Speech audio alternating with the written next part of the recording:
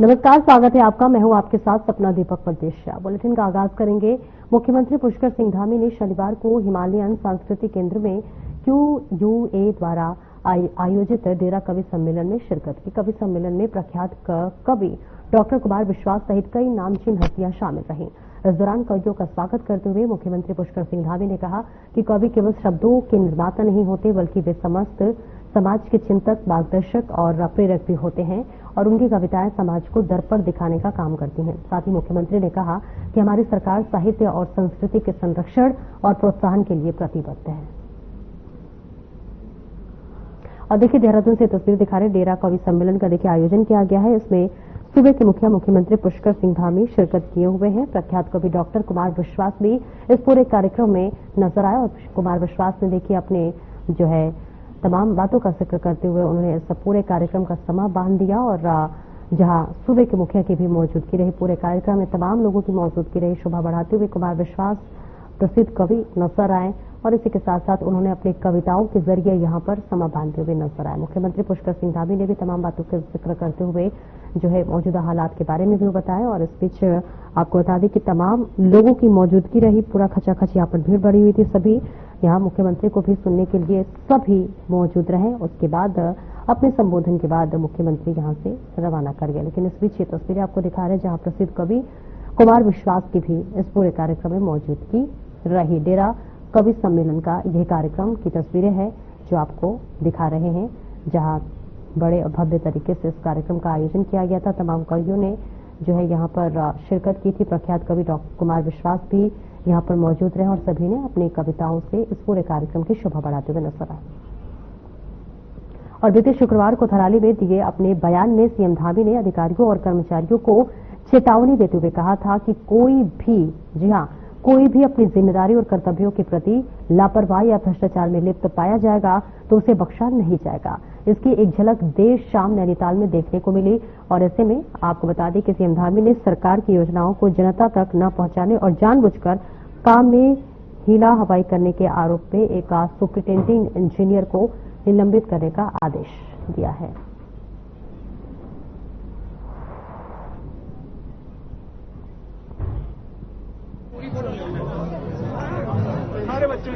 कोई भी कितना भी बड़ी पहुंच वाला हो, बड़े पद पर हो, यदि अपने कर्तव्यों और दायित्वों के साथ ठीक प्रकार से पारदर्शिता से अगर काम नहीं करेगा, कहीं भ्रष्टाचार में लिप्त पाया जाएगा तो किसी भी कीमत पर उस पर कोई टॉलरेंस नहीं किया जाएगा।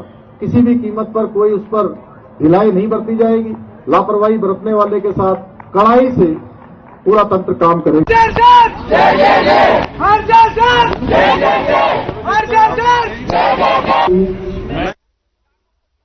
मुख्यमंत्री पुष्कर सिंह धामी ने शनिवार को लाल कुआं नैनीताल में आयोजित कार्यक्रम में नैनीताल जनपद की लगभग 126 करोड़ 69 लाख रुपए के 27 विकास परियोजनाओं का लोकार्पण एवं शिलान्यास किया। इन परियोजनाओं में शिक्षा, सड़क, चिकित्सा, सिंचाई, सीवरेज, नगर विकास, सौंदर्यीकरण और निराश्रित गौवंश संरक्षण से जुड़ी योजनाएं शामिल है। इस दौरान 25.93 करोड़ की लागत से 9 योजनाओं का लोकार्पण और 100.76 करोड़ की लागत से 18 योजनाओं का शिलान्यास किया गया।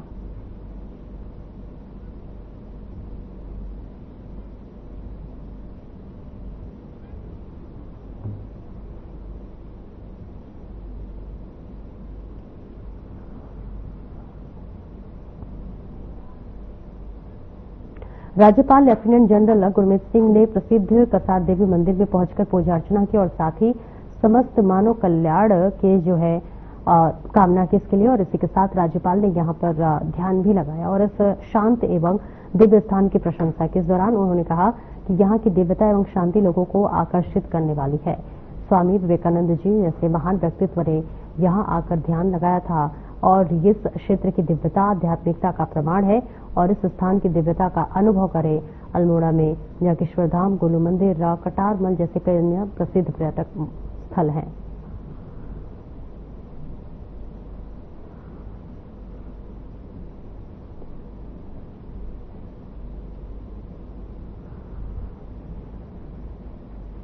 भारत सरकार जातीय जनगणना की तारीखों के ऐलान कर चुकी है और देश में 2 चरणों में जनगणना कराई जाएगी। ऐसे में पहले चरण में उत्तराखंड, हिमाचल, जम्मू कश्मीर और लद्दाख है। वहीं उत्तराखंड में 2 चरणों में जनगणना कराई जाएगी।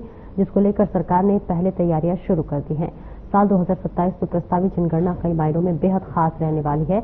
उत्तराखंड के 3 जिलों के 3 टाउन में पहले फेज में जनगणना की जाएगी, जिसमें उत्तरकाशी जिले के गंगोत्री टाउन, रुद्रप्रयाग जिले के केदारनाथ टाउन और चमोली जिले के बद्रीनाथ टाउन शामिल है। इन तीनों टाउन में करीब 150 गांव आते हैं जो कि स्नो बाउंड क्षेत्र हैं। ऐसे में इन क्षेत्रों में पहले चरण में जनगणना किया जाएगा।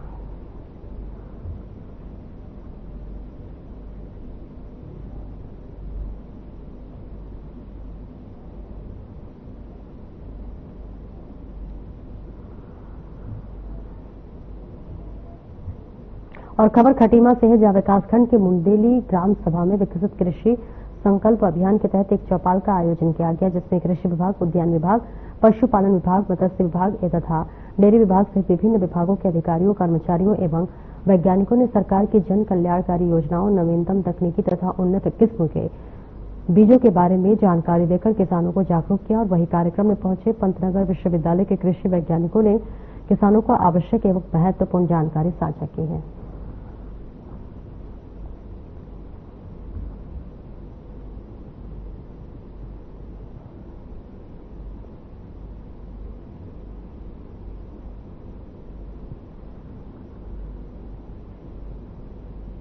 ये विकसित कृषि संकल्प अभियान जो है, इसका जो मुख्य उद्देश्य है वो है कि जो अनुसंधान कृषक के द्वारा, यानी कि जो हमारे रिसर्चेज हो रही हैं, हमारे जो विश्वविद्यालय हैं, कृषि विज्ञान केंद्र हैं और देश की विभिन्न प्रयोगशालाओं में जो किसानों के हित में नई तकनीकें इजाद की जा रही हैं और नए प्रजातियों का इजाद किया जा रहा है, उनकी सूचना और उसकी जानकारी किसानों को उन्नत तकनीकों के विषय में जानकारी देना, ये इसका मुख्य उद्देश्य है, जिसमें सभी विभाग, जो कृषि विभाग और उसके रेखी विभाग के सभी कर्मचारीगण इसमें प्रतिभाग कर रहे हैं। और ये आज खटीमा विकासखंड का अंतिम कार्यक्रम है।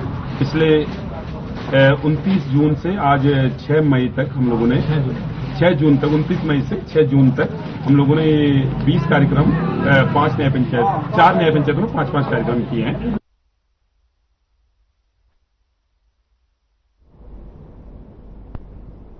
कांग्रेस बीजेपी के खिलाफ प्रदेश में बेटी बचाओ अभियान की शुरुआत करने जा रही है और ऐसे में आपको बताते चले कि अब इसको लेकर बीजेपी ने कांग्रेस पर पलटवार किया है। बीजेपी प्रदेश प्रवक्ता कमलेश रमन ने कहा है कि मुझे लगता है कि कांग्रेस केवल राजनीतिक रोटियां सेक कर अपने आप को स्थापित करना चाहती है और गलत तथ्य को जो है लोगों के बीच पेश करते हुए भ्रम की स्थिति पैदा कर रही है। साथ ही उन्होंने कहा है कि धामी सरकार में अपराधी हो या फिर भ्रष्टाचारी, उन सबको सरकार जेल में डालने का काम किया। ऐसे में पहली बार इतिहास में मुख्यमंत्री ने इतने एक्शन लेने तथा गलत काम करने वालों को जेल में भेजने का काम किया है।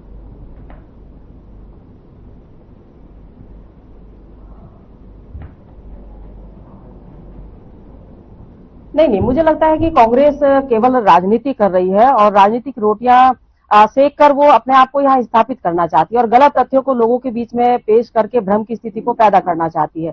भारतीय जनता पार्टी की सरकार जब से आई है, चाहे कोई भी किसी भी प्रकार का कृत्य करने वाला हो, भ्रष्टाचारी हो या शोषण करता हो, उन सबको सरकार ने, पुष्कर सिंह धामी जी ने जेल में डालने का काम किया।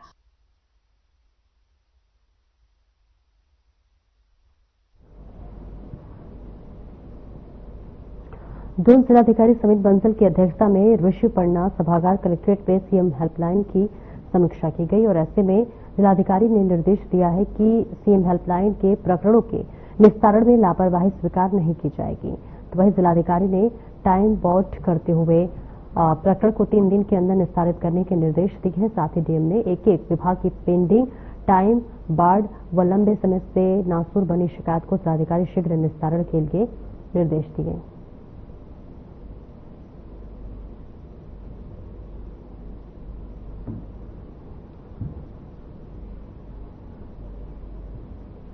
बिलासपुर हेलीपैड से उड़े क्रिस्टल एविएशन प्राइवेट लिमिटेड की हेलीकॉप्टर तकनीकी खराबी के कारण जो है केदारनाथ राष्ट्रीय राजमार्ग पर आपातकालीन लैंडिंग करनी पड़ी, जिसके लिए एक बड़ा हादसा होने से टल गया। परंतु हेलीकॉप्टर की इमरजेंसी लैंडिंग के कारण सड़क पर खड़ी टैक्सी इनोवा गाड़ी क्षतिग्रस्त हो गई और इसके साथ ही हेलीकॉप्टर के पंखे से राजमार्ग के बगल में रेस्टोरेंट की टीन कट गई। और रुद्रप्रयाग जिला पर्यटन विकास अधिकारी राहुल चौबे ने बताया कि हेलीकॉप्टर बड़ासू हेलीपैड से रवाना हुआ था, जिसमें पायलट समेत 6 लोग सवार थे जो कि सुरक्षित हैं। उत्तराखंड में हेलीकॉप्टर सेवा जारी है।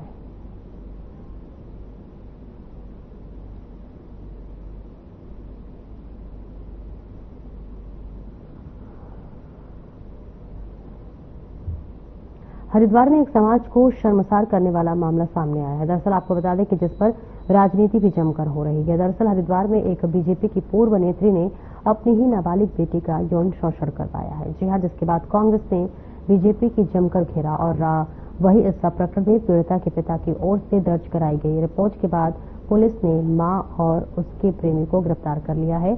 वह इस मामले पर बीजेपी प्रदेश प्रवक्ता भी इस प्रकार से सोशल मीडिया पर पीड़िता की पहचान उजागर करना गंभीर मान रही है और उनकी मांग है कि जो लोग इस तरह का कृत्य कर रहे हैं उन पर भी कानूनी कार्रवाई होनी चाहिए।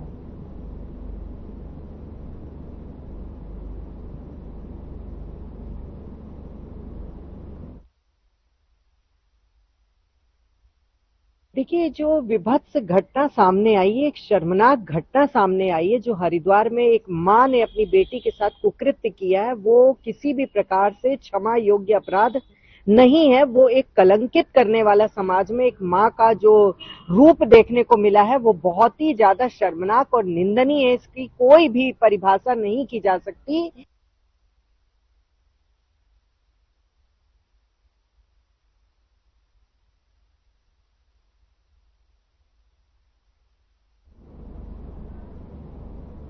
एक छोटे से ब्रेक के लिए रोकेंगे, जल्द लौटते हैं।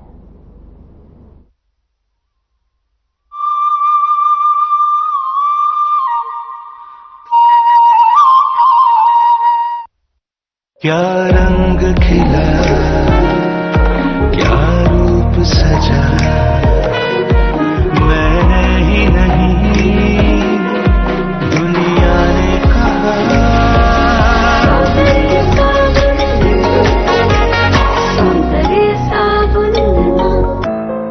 देवभूमि उत्तराखंड, जहां प्रकृति की गोद में बसा हर गांव, हर पहाड़ यहाँ की संस्कृति और विरासत की पहचान है।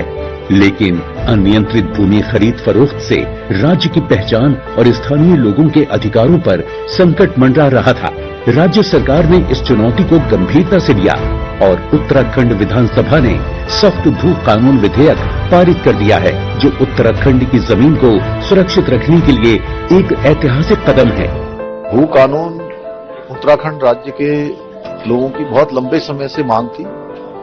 उनकी जन भावनाओं के अनुरूप हमने भू कानून को प्रस्तुत किया, उसको विधानसभा ने उसको पारित किया है। सभी बातों का ध्यान में रखते हुए कि हमारी भूमि की जो खरीद फरोख्त है वो भी जो है न हो और हमारा जो निवेश है वह भी किसी रूप में प्रभावित न हो, यानी कि इकोलॉजी इकोनॉमी दोनों में संतुलन रहे और लोगों की जन भावनाएं आगे बढ़े। नए भू कानून के तहत बाहरी व्यक्ति हरिद्वार व उधम सिंह नगर को छोड़कर शेष 11 जिलों में कृषि एवं बागवानी के लिए भूमि नहीं खरीद सकेंगे। एमएसएमई के लिए भूमि खरीद की अनुमति का अधिकार जिला अधिकारी से हटाकर उत्तराखंड शासन को दिया गया है। उद्योग, पर्यटन, शिक्षा, स्वास्थ्य संबंधी प्रोजेक्ट्स लगाने के लिए अगर जमीन खरीदना है तो संबंधित विभाग और शासन से स्वीकृति लेनी होगी। नए कानून के तहत आवासीय उपयोग के लिए 250 वर्ग मीटर भूमि खरीदने के लिए शपथ पत्र देना होगा। भूमि खरीद की प्रक्रिया की निगरानी सरकार के विशेष पोर्टल से होगी। गलत तरीके से इस्तेमाल की गई जमीन को सरकार जब्त कर सकेगी।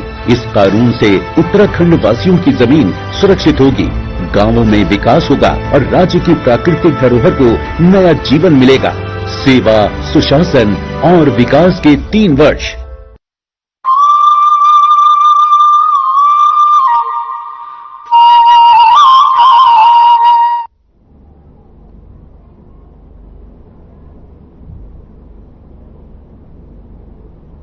और ब्रेक के बाद एक बार फिर से स्वागत है आपका। खबरों में आगे बढ़ेंगे। देहरादून में भारत सरकार के संचार मंत्रालय दूरसंचार विभाग की ओर से उत्तर भारत में 7 राज्यों की क्षेत्रीय राजस्व समीक्षा बैठक का आयोजन किया गया। ये बैठक डिजिटल संचार आयोग के वित्त सदस्य मनीष सिन्हा की अध्यक्षता में हुई। वही बैठक में दूरसंचार सेवाओं से संबंधित मामलों की समीक्षा की गई।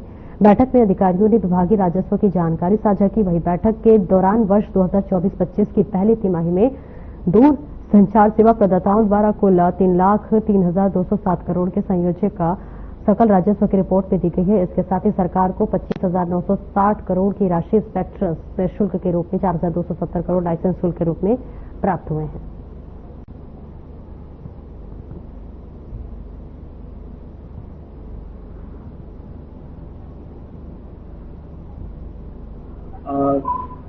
नॉर्थ जोन के जो सारे सर्कल्स हैं हमारे डिपार्टमेंट ऑफ टेलीकॉम, ये सारे सर्कल्स रेवेन्यू अर्निंग है, बहुत हाई रेवेन्यू टेलीकॉम ऑपरेटर्स के थ्रू आता है।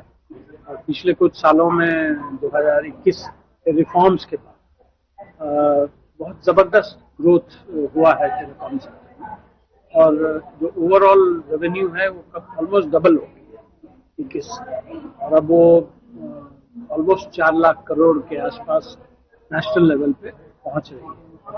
तो आज का रिव्यू नॉर्दर्न जोन के लिए है कि ये जो रेवेन्यू कलेक्शन का जो मेथोडोलॉजी है, उसका जो ऑपरेशनल डिटेल्स है और उसके जो आउटकम्स हैं, वो सब हम हर सर्कल के और नॉर्थ जोन के सर्कल का परफॉर्मेंस को रिव्यू कर रहे हैं।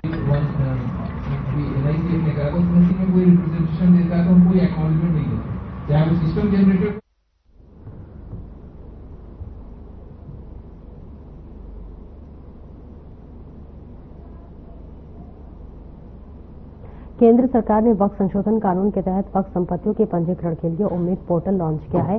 इस बीच आपको बता दें कि इस पर उत्तराखंड वक्फ बोर्ड अध्यक्ष शदाब शंस ने कहा कि संशोधन बिल पास हो चुका है।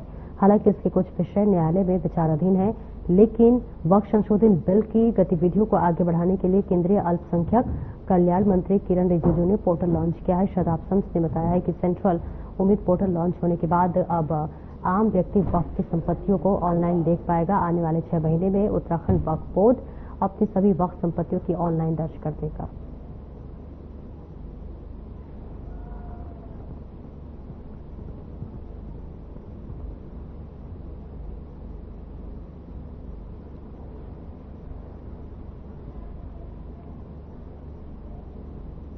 सहायक अभियंता वरिष्ठ सूची को लेकर उत्तराखंड पावर जूनियर इंजीनियर संगठन द्वारा आपको बताते चले कि जहां ऊर्जा भवन में विरोध प्रदर्शन जारी है, संगठन के सदस्यों ने भारी संख्या में ऊर्जा भवन मुख्यालय का घेराव किया एवं नियम प्रबंधन के खिलाफ जमकर नारेबाजी की।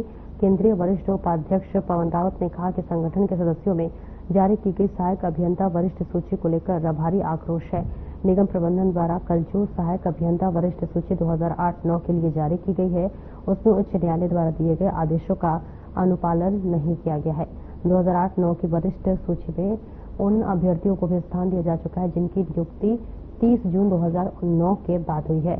ऐसा कारण से उत्तराखंड मूल के अवसर पर अभियंता जो कि प्रोन्नत होकर सहायक अभियंता बने थे, उनको इस वरिष्ठ सूची में स्थान नहीं दिया गया, जिस कारण वे अधिशासी अभियंता नहीं बन पाएंगे।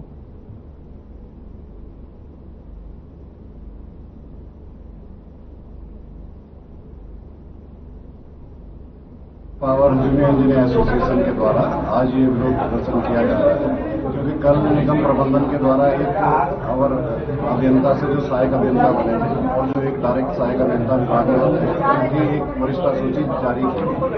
वरिष्ठता सूची के संबंध में 2017 से उच्च न्यायालय में ये केस चल रहा था, जिसका पिछले साल निपटारा कर दिया गया। उच्च न्यायालय ने स्पष्ट निर्देश दिए गए थे कि इसमें किस प्रकार की कार्यवाही की जाए, लेकिन कल जो सूची जारी की गई है उसमें 2008 और वर्ष 2009 के लिए एक सूची बनाई गई है, जिसके अनुसार नियमानुसार होना ये था कि उसमें जो अभ्यर्थी होने चाहिए थे। आपके चैनल के माध्यम से मैं बताना चाहता हूं कि इसमें नैनीताल हाईकोर्ट के द्वारा 2 बार डिसीजन हुआ।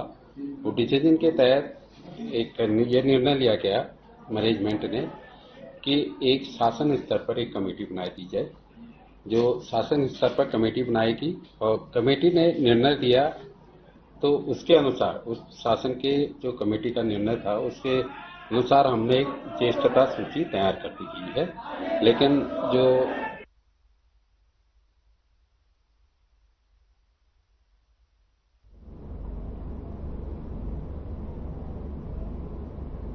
छोड़ से ब्रेक के लिए रुकेंगे, जल्द लौटते हैं।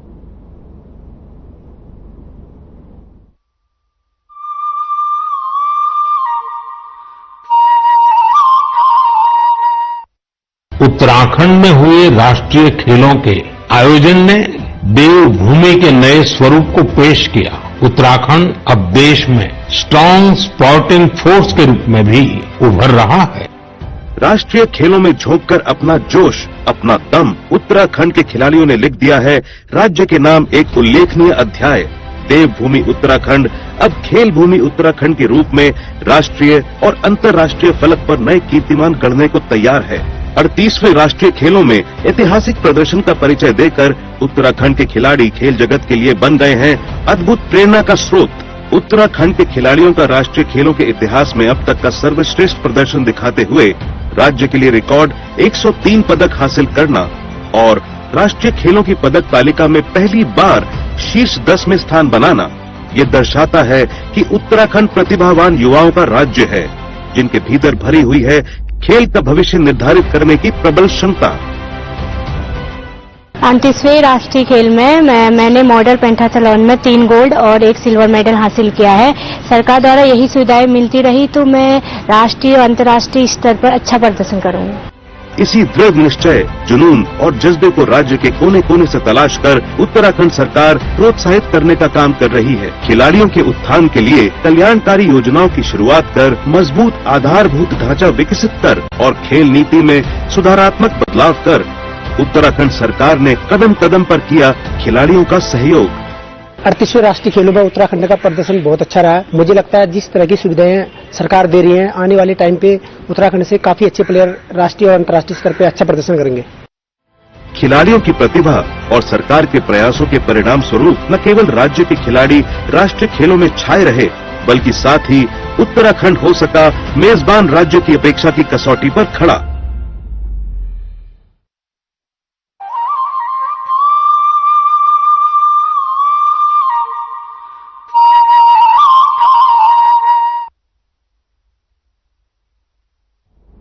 ब्रेक के बाद एक बार फिर से स्वागत है आपका। खबरों में आगे बढ़ेंगे। जय कंडोलिया पौड़ी महोत्सव की 7वीं सांस्कृतिक संध्या रामलीला मैदान में आवश्यकता से अधिक भीड़ के बीच दर्शकों से भरे मैदान में पांडवबाज ग्रुप की दमदार प्रस्तुति के साथ महोत्सव का समापन हुआ। गीतों से देर रात तक दर्शकों का भरपूर मनोरंजन हुआ। सांस्कृतिक संध्या के मुख्य अतिथि जिला जज अजय कुमार चौधरी और विशिष्ट अतिथि पूर्व जिला पंचायत अध्यक्ष केशव सिंह नेगी रहे। जो विशिष्ट अतिथि पूर्व जिला पंचायत अध्यक्ष केशव सिंह नेगी ने कहा कि पौड़ी सांस्कृतिक गतिविधियों के लिए जानी जाती है और शहर के सांस्कृतिक विरासत के इस आयोजन के लिए उन्होंने पालिका अध्यक्ष की सराहना की।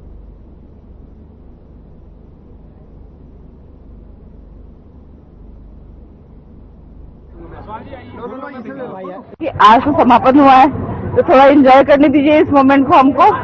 बाकी अभी सोचेंगे इसके बारे में कि क्या कर सकते हैं आगे, तो कुछ ना कुछ तो करना ही पड़ेगा कि धीरे धीरे करके जैसा दिख रहा है लोग बढ़ेंगे, भीड़ बढ़ेगी तो उसकी व्यवस्था हमको करनी पड़ेगी कुछ। लेकिन ये मैसेज देना चाहूंगी जिस तरह से ये लोग संगीत के क्षेत्र में धूम मचा रहे हैं, आप लोग भी जिस भी क्षेत्र में चाहते हैं उस क्षेत्र में अपने लिए बहुत अच्छे से काम किए ताकि आप लोग भी धूम मचा सके और अपने कैरियर को आगे बढ़ा सके। पहले तो ये कार्यक्रम का नाम ही क्या था, जय कंडोलिया पौड़ी महोत्सव। तो जय कंडोलिया बाबा की पूरा आशीर्वाद पूरे नगर पे पहले से है और इस कार्यक्रम में पूरे कार्यक्रम में कंडोलिया द्वीप का हमारे ऊपर आशीर्वाद रहा और नगर पालिका के विशेष तौर से जिन लोगों ने इस कार्यक्रम को आयोजन की तरह से नगर के लिए जो किया ये कार्यक्रम, उसके लिए नगर पालिका के परिवार का, नगर पालिका परिषद का, नगर वासियों का बहुत बहुत बधाई के पात्र हैं कि इस तरह का कार्यक्रम उन्होंने इस नगर में सफल बनाया। और जो भी जिन लोगों ने इसमें सहयोग किया, जो भी इस आयोजक कमेटी बनी और विभागों ने जिस भी विभाग ने इसमें सहयोग किया, चाहे वो प्रशासन से लेके सब जुड़े मंडल इस कार्यक्रम में, उन्होंने अपनी तरफ से अपनी भागीदारी पूरी तरह से निभाई। देखिए, ये पहली बार नगर पालिका परिषद की पहल पर जो जय कंडोलिया महोत्सव नाम इस आयोजन को दिया गया, ये अपने आप में एक उपलब्धि इसलिए भी है कि यहाँ पर कंडोलिया देवता का जो भंडारा होता है, जो जन जन तक उसकी पहुंच है और तमाम प्रवासी और पर्यटक इस वक्त पौड़ी शहर में मौजूद होते हैं। और आप देख सकते हैं आजकल पौड़ी पर्यटकों से और प्रवासियों से गुलजार हो रखी है, तो हर चीज का वो लुत्फ उठा रहे हैं। और सबसे बड़ी बात इस आयोजन में कि इसमें लगभग 34 या 35 इवेंट इस बार नगर पालिका परिषद द्वारा रखे गए और बच्चे से लेके बूढ़ों तक के लिए इसमें समय था और सबने बढ़ चढ़कर इन प्रतियोगिताओं में हिस्सा लिया। पिछली बार जब हम आए थे तो उस समय थोड़ा सा हम प्रचार करने आए थे, लेकिन इस समय जब हम आए हैं तो नगर पालिका ने और यहाँ के पौड़ी के लोगों ने हमारा बहुत प्रचार किया, आपस में बात करी और इतने तादाद में आ रखे हैं हम तो मतलब पहले तो हम थोड़ा सा नर्वस थे कि कितने लोग आएंगे क्या आएंगे, लेकिन इतना प्यार देख के सच में बहुत गदगद है मन। पौड़ी में आके पहले भी हमने रांची में किया था, जहाँ पर लोग कहते थे कि रांची में लोग नहीं आते हैं प्रोग्राम देखने। उस टाइम पे भी अच्छा लगा था कि वो एक जो पुराना ढर्रा था वो हल्के से मतलब कह सकते हैं टूटा था कि रांची तक लोग आए थे। और जो रामलीला ग्राउंड है ये तो खैर पौड़ी के हृदय में है, यहाँ पर तो लोगों की भीड़ है ही बहुत। जब हम ने प्रवेश किया तो पूरा खचाखच था, तो एक दबाव भी है कि अपने पहली बार अपने घर से या अपने स्टूडियो के क्षेत्र से इतने पास में कोई शो कर रहे हैं। श्रीनगर में हमारा आज तक कोई शो नहीं हुआ, यहाँ पर ये सबसे निकटवर्तीय शो है आज तक हमारे करियर कह सकते हैं। तो हल्का सा दबाव भी था पर लोगों ने इतना साथ दिया, समिति ने इतना साथ दिया। पौड़ी में विगत 31 मई से 7 दिवसीय जय कंडोलिया पौड़ी महोत्सव शुरू हुआ है।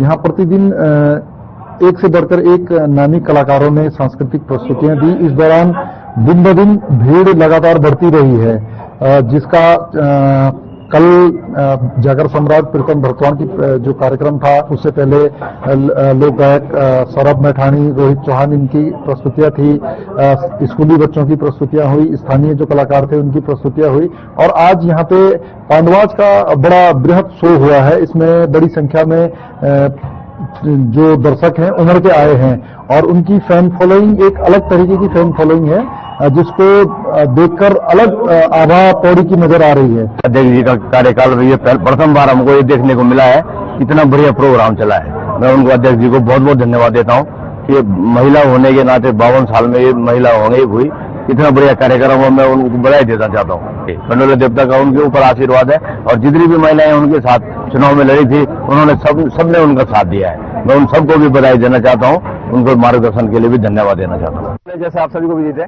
कि 31 मई से जो जय कंडोला महोत्सव का नगर पालिका परिषद पौड़ी द्वारा आयोजन कराया गया था, तो आज इसकी सांस्कृतिक संध्या का समापन हुआ है और हम अपने आप को बहुत खुशनसीब समझते हैं कि पौड़ी की जनता का, कलाकारों का, मीडिया बंधुओं का, पुलिस प्रशासन का, सभी का सहयोग और प्यार जो हमें मिला। आप देख रहे होंगे भी रात्रि के 1 बज रहे हैं और लोगों के अंदर अभी भी जोश और जो उत्साह है वो देखने को मिल रहा है। तो हम बहुत बहुत खुशनसीब हैं और शुभकामनाएं देते हैं। ये आपने देखा होगा कि जितने भी कलाकार नगर पालिका परिषद पौड़ी द्वारा यहाँ पर सांस्कृतिक संध्याओं में बुलाए गए थे, तो सभी यहाँ से बहुत खुश होकर गए हैं और पौड़ी की जनता ने जो उनका प्यार दिया है, मैं पूरी नगर पालिका परिषद पौड़ी की ओर से पौड़ी की जनता को प्रणाम करता हूँ और बहुत बहुत धन्यवाद करता हूँ जो आपने लोग कलाकारों को और पौड़ी के सभी आयोजनों को इतना प्यार दिया।